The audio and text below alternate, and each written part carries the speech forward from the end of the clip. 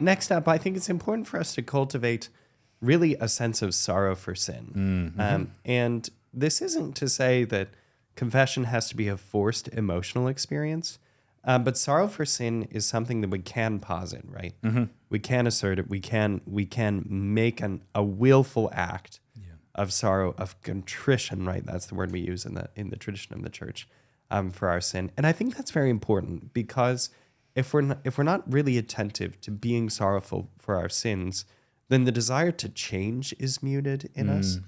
So sorrow for sin, this is the point in the tradition, sorrow for sin isn't simply so that we would continue to be this kind of this kind of conscience inflected with guilt all of the time. It's to motivate us to make a firm purpose of amendment, to change. Yeah. So those two things are actually are closely intertwined, sorrow and amendment.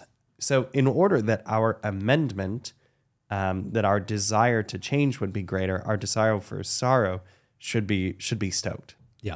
Yeah, I think that's really important. When we look at the kind of constitutive elements of the sacrament, it's the remote matter is past sins, sins of the past, not future ones, Right, because they're right, not there right. yet, right? And not other people's, for that And not matter, other either. people's sins, like Your your past own, sins, which you have done in the past. So that's a remote matter, but the proximate matter is actually sorrow. And that's why we have the expression of sorrow, the act of contrition in the middle of that. So it's really important to see that that's actually an integral part of the sacrament.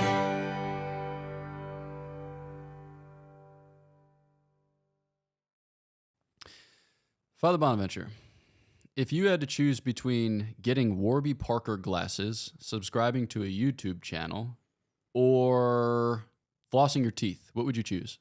Oof. I guess, to be honest, subscribing to a YouTube channel.